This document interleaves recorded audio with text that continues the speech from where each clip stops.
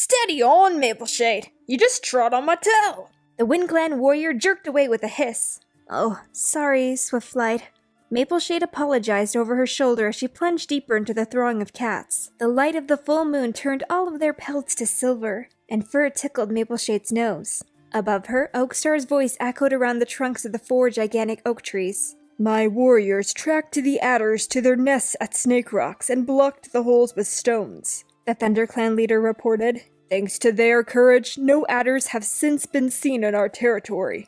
They were lucky to not get bitten, grunted a ShadowClan elder near Mapleshade's ear. Too right, agreed her clanmate. Remember when Marshpaw trot out an adder on his first patrol? Ugh, that was a bad way to die. The first cat shrugged.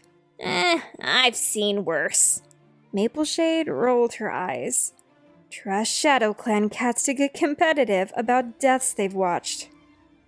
She dodged around a rock and emerged among a cluster of RiverClan cats. Instantly, pelts bristled and she felt eyes burn into her.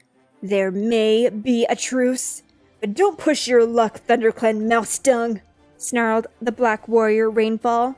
Mapleshade ducked her head. I mean no harm, she meowed. I'm not staying. Good, growled the cat she couldn't see. Mapleshade forced her fur to lay flat as she wove among the hostile warriors. She couldn't blame RiverClan for being angry. ThunderClan had triumphed in the last clash over Sunny Rocks, and defeat was the bitterest wound of all. Remember what happened to Birchface and poor little Flowerpaw? Rainfall murmured in her ear, so close that Mapleshade could feel the heat of his fish breath. Those rocks belong to us. We'll kill as many of your clanmates as we need to until you give them up. Mapleshade stumbled as a memory seared through her brain. It was Appledusk, a light brown RiverClan warrior with piercing green eyes, striking Birchface so hard that the ThunderClan cat lost his footing and slipped from the very top of Sunning Rocks. He had landed with a splash in the swollen river. His apprentice Flowerpaw leaped in after him and struggled to keep Birchface's head out of the water. But the current was too strong, and they were swept downstream into the half-submerged crossing rocks. For one terrible moment, dark tabby and dappled greyheads rose above the surface, screeching in fear. Then both vanished into the tumbling foam. Their bodies were found just beyond the stones, washed up on the ThunderClan shore as if they were trying to make a last desperate effort to go home. Mapleshade swallowed a burst of rage at the warriors around her. Why did RiverClan insist on fighting over a bunch of rocks that were clearly on ThunderClan's territory? She lowered her head and pushed her way through the knot of hostile cats. She made it to the edge of the hollow where the shadows clustered more densely, dark enough to hide among. Suddenly, a pale brown shape loomed in front of her, and Mapleshade's nostrils flared at the scent of fish. She looked up, her heart pounding. What are you doing here? Hissed Appledusk. His long front claws caught in the moonlight, and he sank them into the grass. Mapleshade's words seemed to be stuck in her throat. She stared into the RiverClan warrior's holly-colored eyes and tried to breathe normally. She wondered if any of her clanmates were watching. Appledusk took a step closer and lowered his head until his muzzle brushed the tip of Mapleshade's ear. You must know how dangerous it is for you to be here. What would happen if your clanmates saw you talking to me? Mapleshade leaned forward until her cheek pressed against Appledusk's feather-soft chest fur. I had to speak with you, she murmured. It's been too long. I waited for you at the sycamore tree every night, but you never came. The Tom's breath warmed the back of her neck. I know, he purred.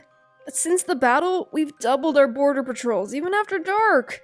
I can't cross the river without being spotted. He took a step back and Mapleshade felt a rush of cool air on her pelt. I'll try to get across at the new moon. Things might calm down by then.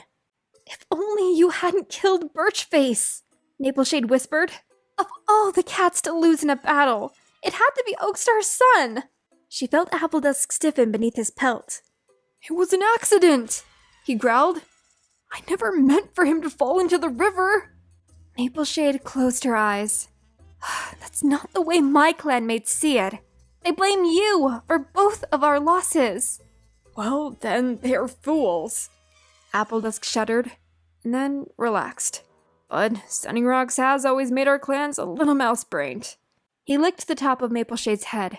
I thank StarClan that you didn't get hurt in the battle. Mapleshade gazed up at him. Oh, my precious warrior. I love you with all my heart. There's something that you need to know, she meowed. Appledusk was looking over her head, towards the pool of moonlight where his clanmates stood. Can't it wait? Oh, I don't think so. Mapleshade took a deep breath. I'm expecting your kids! There was a flash of green as Appledusk opened his eyes wide. Are you sure? Mapleshade nodded. The RiverClan warrior curled his tail over his back. I'm gonna be a father! Huh, he purred. Incredible! Then he tipped his head to one side. But, these kids will be half clan, and half RiverClan at that. How will your clanmates feel about that? They won't know, Mapleshade answered. She noticed Appledusk flinch. Well, at least not at first, she went on. I will raise them as ThunderClan until they've been fully accepted. Then every cat will be able to cope with the truth. Why should it matter that their father lives in a different clan? The fur on Appledusk's shoulders twitched. You've got great faith in your clanmates, he murmured. No, I have faith in StarClan, and in the warrior code. You think StarClan approves of what we're doing? Appledusk narrowed his eyes. I think that our warrior ancestors know that our clans need kids. And we're providing them. How can our innocent kids not have their blessing? They will grow up to be fine warriors, loyal to ThunderClan and RiverClan equally. Mapleshade turned away before Appledusk could say anything else. I must return to my clanmates before they come looking for me. Perhaps it's best that we don't see each other again until after the kids have come. She looked back over her shoulder. But I'll be thinking of you every day, my love. As she padded into the shadows that ringed the hollow, Mapleshade heard rapid paw steps. Oh, Appledusk! There you are! I've been looking for you! Mapleshade stopped, hoping that her white patches weren't glowing in the moonlight. A dark orange she-cat was pressing herself against Appledusk's shoulder. One of the ShadowClan elders is telling a story about a cat that swallowed a live frog, she mewed. Come and listen! It's really funny. With a worried glance at the shadows where Mapleshade crouched, Appledusk followed the she-cat back to the cluster of cats. The orange warrior curled her tail until it was resting on Appledusk's back. Mapleshade curled up her lip. Stay away from him, Reedshine. He's mine, and these kits will make sure of that. Mapleshade, wake up! A small ginger face poked through the branches that sheltered the warrior's den. Beatel wants you to go on the dawn patrol. You're late. All right, Nettlepaw, I'm coming. Mapleshade heaved herself to her paws. Last night, she had felt the kits stirring inside her for the first time. Is it because your father knows about you now? She craned her head around to lick the rumpled fur on her flank, and then she pushed her way out of the den.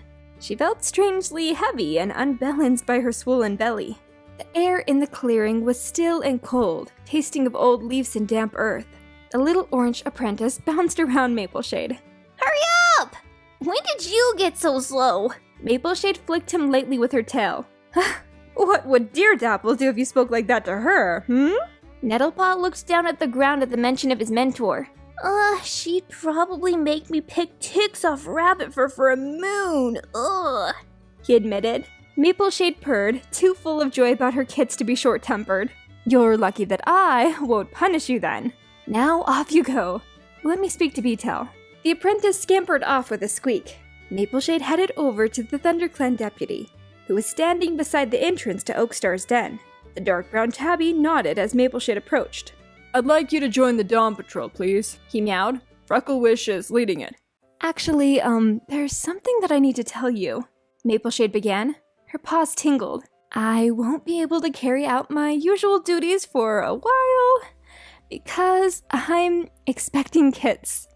Beatel blinked. Oh, right. I, wasn't expecting that. Well, you must only do what you feel up to. Does Oakstar know? Not yet. Why don't I help around in camp today? Mapleshade suggested. She couldn't resist glancing at the curve of her belly. I could fetch some soaked moss for the elders if you like. That would be great. Yeah, Beetle. He shifted his paws. And, congratulations. Thank you, purred Mapleshade. It's wonderful news, isn't it? Indeed. Beetle meowed. And these kids, their father? I will be raising them alone, Mapleshade answered firmly. The deputy looked startled for a moment. Then he dipped his head. May StarClan light your path. And the path of your kits, of course. Still rumbling with delight, Mapleshade turned and headed back across the clearing. Since she wasn't needed on the dawn patrol, she could go back to her nest and rest until the rest of the clan had stirred. She knew she had to save her strength for when the kits arrived. Mapleshade was dozing in the dappled sunlight when she was roused by paws thrumming outside the den. Frecklewish, of all cats, burst in, her speckled golden fur fluffed up and her eyes sparkling. Oh, Beetle told me your news, she purred. I am so happy for you. Mapleshade sat up and curled her thick white tail over her paws. Oh, thank you. You see, Appledusk? My clanmates will only be delighted to have new kits in camp. Frecklewish stood beside Mapleshade's nest looking uncharacteristically shy. Beetle also said that you would be raising these kits alone? She meowed. Mapleshade tensed. She had not anticipated questions about her kit's father so soon. Frecklewish looked down at the floor of the den. Is that because their father is dead? She lifted her gaze, and Mapleshade almost winced at the blaze of hope in her eyes. Are these Birchface's kits? Is my brother going to live on through you? The air in the warrior's den was suddenly so thick that Mapleshade couldn't catch her breath. Is this StarClan offering me a way for my kids to be accepted by their clanmates? I can't lie. Not if I want them to know the truth later. She stared at Frecklewish, unable to speak. The golden she-cat didn't seem to need a response from Mapleshade. She nodded slowly, and the light in her eyes burned even more brightly. I'm right, aren't I? Oh, thanks, StarClan! And thank you, Mapleshade! You'll never know how much this means to me. I thought I would never be happy again after Birchface was killed in that terrible battle. But now, I can help you raise his kids! And teach them that their father was a true ThunderClan hero! And watch them take his place in the clan. She broke off and stepped gently into the nest until she was crouched beside Mapleshade. She stretched out her front paw and rested it on Mapleshade's orange and white flank. I hope Birchface can see us, she murmured. Mapleshade took a deep breath. I have not lied out loud. This was all Frecklewish's doing. But I cannot turn down the chance to have my kids welcomed with the love that they deserve. Appledusk will understand that I have to put ThunderClan first. For now, at least. She unfurled her tail until it was resting on Frecklewish's shoulder. You have answered my prayers, Frecklewish, she mewed softly. My kids and I are no longer alone. Frecklewish's dark amber gaze shone back at her. No, never, she vowed. These kids will be the best thing to ever happen to our clan. Oh, StarClan, make it stop. Mapleshade writhed in agony and sank her claws into the dried moss. Relax, Ravenwing instructed, placing one paw on her rippling flank.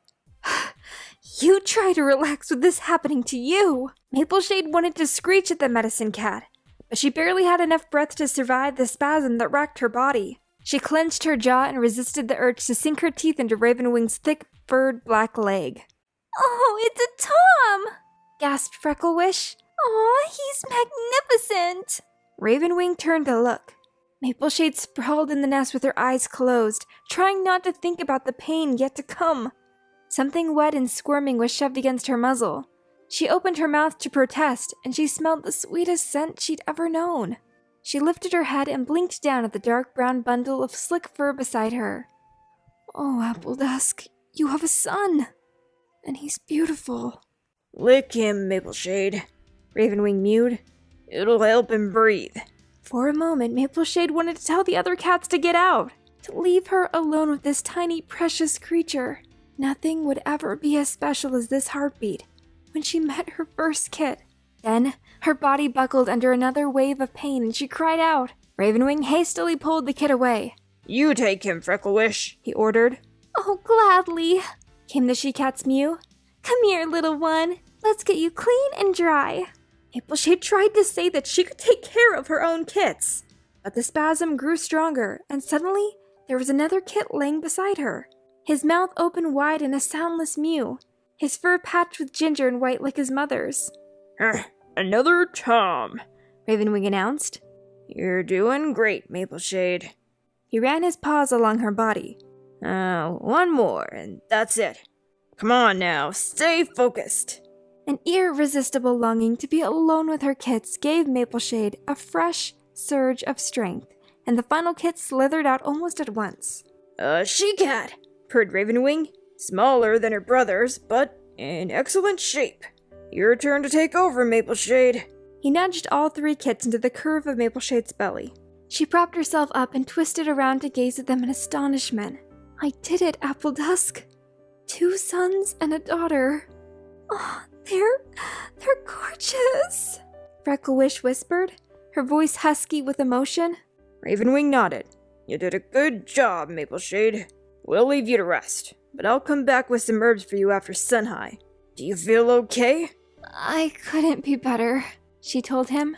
Her throat felt dry and sore. Could I just have some water, please? I'll fetch it, Frecklewish offered, hopping out of the nest and vanishing through the brambles. Ravenwing watched her leave. You've made her feel as though life is worth living again, he commented. She took the loss of her brother hard. Mapleshade buried her muzzle into the soft, damp fur of her kits. These kits are my gift to the whole of ThunderClan, she murmured, and I will thank StarClan for them every day for the rest of my life. The medicine cat touched her lightly with the tip of his tail. And ThunderClan thanks you, he meowed. As will RiverClan, Mapleshade added silently. The feud over Sunning Rocks will be forgotten when the clans realize that they share these perfect warriors. Are you receiving visitors? Rumbled a voice at the entrance of the nursery. Oh, of course.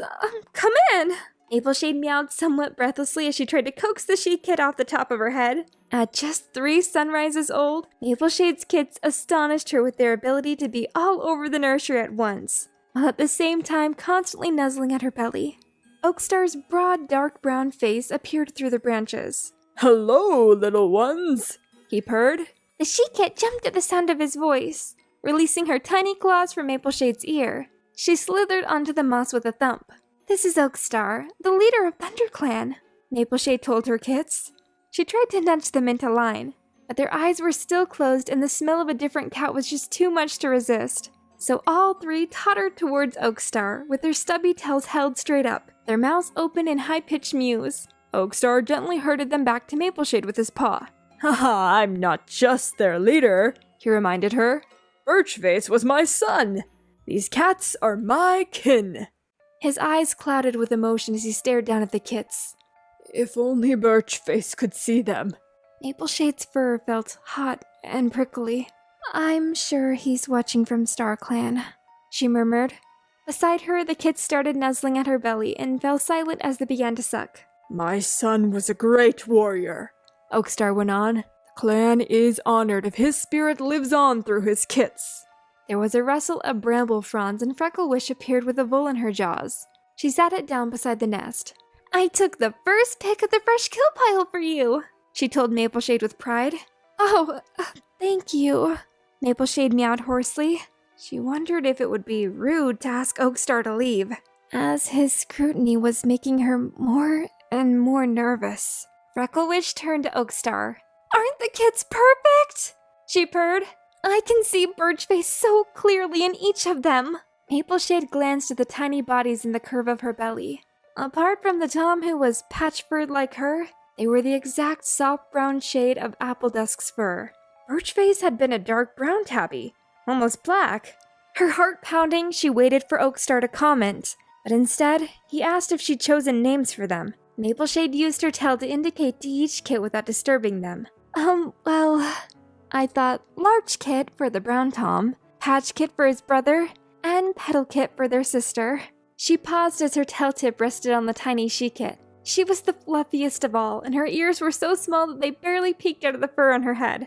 Mapleshade felt as though her heart would burst with love. If only you could see them like this, Appledusk. Excellent names! Oakstar meowed. Didn't you want to name one of them after Birchface? Frecklewish asked. She sounded disappointed. Mapleshade didn't lift her gaze from her kits. I want them to each be their own warrior, she explained quietly, not an echo of a cat who has gone before. To her relief, Oakstar purred. Oh, ThunderClan is blessed to have you as a queen, Mapleshade. I look forward to watching these kids grow up. I can't wait to see the looks on RiverClan's faces when they hear about them at the next gathering, Frecklewish hissed. Mapleshade's heart began to beat faster. I wish I could be there to see that too. Make sure you tell them that I've had 3 perfect strong kids who are going to be great warriors, she told Frecklewish. Especially Appledusk. Tell him first. The pale ginger she-cat blinked. And why would I want to speak to that mange fur? She growled. He killed Birchface. Exactly, yawned Mapleshade hurriedly. He needs to know that ThunderClan is stronger than ever. Thanks to these kids. Frecklewish nodded. Oh, of course. She unsheathed her front claws and sank them into the mossy litter on the floor of the nursery. Our enemies have even more of a reason to fear us now. Oakstar curled his lip, showing a glint of yellow teeth. It will do no harm for RiverClan to know that they may have robbed us of 2 fine cats. But, thanks to Birchface, there will be 3 more warriors ready to defend what's rightfully ours. Mapleshade felt a stir of alarm. The warrior code says we must show mercy to the warriors we've defeated, she pointed out. Appledusk didn't show any mercy to Birchface and Flowerpaw, Frecklewish hissed, lashing her tail. It was an accident! Mapleshade wanted to shriek. Birchface just fell. And Flowerpaw. She should have never followed him into the river. But Mapleshade controlled herself. Oakstar was starting to back out of the nursery. Right now, the most important thing is that Mapleshade's kits are safe and well, he meowed. There was a grim note to his voice that made Mapleshade's fur stand up. We will raise them to be great warriors like their father, Oakstar vowed, and let them avenge his death when they're ready. He turned and vanished into the clearing, leaving the bramble wall trembling. Frecklewish bent over the furry little bodies and touched her muzzle lightly to each squirming rump. They are my brother's gift to the clan, she murmured. And the most precious creatures in the whole forest. Mapleshade fought down the urge to bat Frecklewish away. These are my kits, not yours. She knew that the ginger she-cat's friendship would go a long way towards her kits being loved by all of ThunderClan. By the time her kits were ready to be apprenticed, the truth about who their father really was would be unable to shake the loyalty of their woodland clanmates. Even Oakstar would understand, once he valued the kits for themselves, rather than any legacy they might carry. And once RiverClan gets to know them, those cats will feel the same. What's this, large cat? Wrinkling her muzzle in concentration, Petalkit gripped the bundle of dry moss in her jaws and shook it violently. Her brother grabbed the moss from her and tossed it across the clearing. Both kits scrambled after it, Petalkit winning by a nose. She flopped down on top of the moss. Mine! She declared. Don't you want to join in? Mapleshade asked Patchkit, who was lying in the curve of her belly. His fur matched hers so perfectly that it was impossible to tell where one stopped and the other began. It looks like they're having fun. Her son shook his head. I'm fine here, he mewed. He snuggled in a little closer. You need me to keep you warm, don't you? His green eyes blinked anxiously at her. Mapleshade stifled a purr of laughter. She could barely feel his tiny body against hers. It was a rare, cloud-free day in rain-washed leaf fall, and the sunbeams were just strong enough to bring cats out of their dens to bask. Though there was a chill in the ground that warmed of leaf bare just around the corner. Ah, yes, you're doing a great job, she told Patchkit. I might have to share you with the elders to stop them from getting cold. Patchkit's green eyes opened wide with alarm. No! I want to stay with you! forever and ever, even when I'm an apprentice. Mapleshade nuzzled the top of his head. That won't be for another 4 moons, little one. Then you'll be so big and strong you'll be glad to leave the nursery and start your warrior training. No, I won't, muttered Patch Kit, burying his face in her chest fur. I never want to leave you. Petal Kit and Large Kit were standing side by side looking at the moss. You've ripped it to pieces. Large Kit protested. It doesn't roll away now, look. He prodded the pile of dusty brown shreds with his paw. Petal Kit shrugged. It was trying to escape and I caught it. One of the elders, a gray tabby named Rabbit Fur, padded stiffly over to the kits. Looks like she killed it, he observed. Want to play a different game? Yes, please, yelled Large Kit. Rabbit Fur used his front paw to roll a small stone into the middle of the clearing. Then he nudged a twig with his nose, until it lay a little bit less than a fox length from the stone. Mapleshade propped herself up to watch. I want you to stand by this stick, Rabbit Fur meowed, pointing at it with his tail. And pounce on that stone without touching the ground in between. Petal Kit blinked. But that's almost on the other side of the clearing. I'd have to grow wings to jump that far, yelled Large Kit. Don't be mouse brain, snorted Rabbit Fur. Your father could leap twice that distance and land on the smallest leaf without disturbing a fly. Mapleshade felt a stir of alarm in her belly. Beside her, Patch Kit sat up and tipped his head to one side. Rabbit Fur's really bossy, he squeaked. Petal Kit was crouching down beside the twig, wriggling her rump as she braced herself for a jump. With a grunt, she heaved herself forward, but her hind paw caught on the stick. She lurched sideways, snapping the twig, and sprawled onto the ground at Rabbit Fur's paws.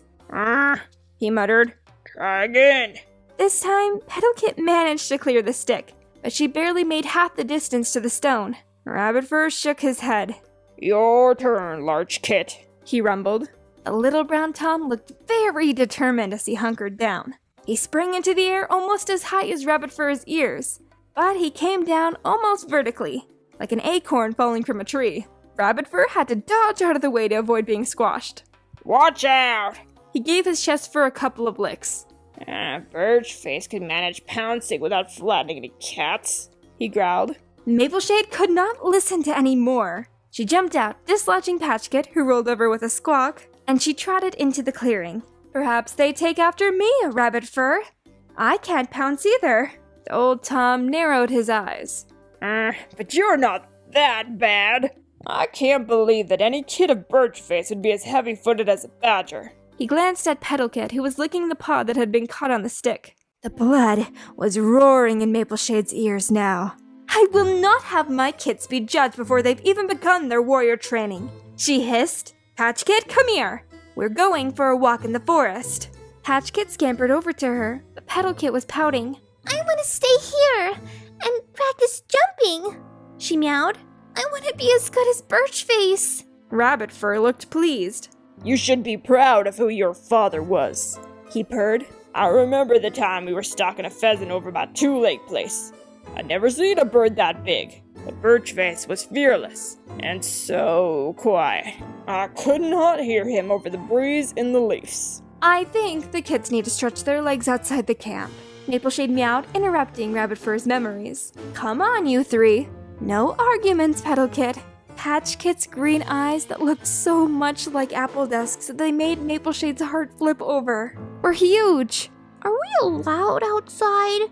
I thought we had to stay in camp until we were old enough to be apprentices. Oh, well, I'll be with you, so you'll be perfectly safe, Mapleshade told him. Oakstar and Beetle were out on patrol, and Frecklewish had gone to check the barrier for stones at Snake Rocks. Rabbit Fur had wandered back to his sunny spot outside the Elder's den.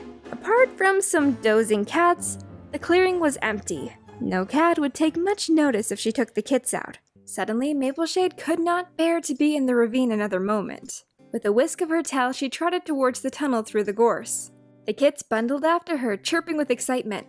I'm gonna catch a badger, Large Kit boasted. Yeah, and I'm gonna watch that badger eat you first, retorted Petal Kit. Patch Kit was running at Mapleshade's heels. Oh, don't let a badger eat me. Mapleshade paused beside the tunnel entrance and turned to lick Patch Kit's ears. I'll never let anything bad happen to you, she promised.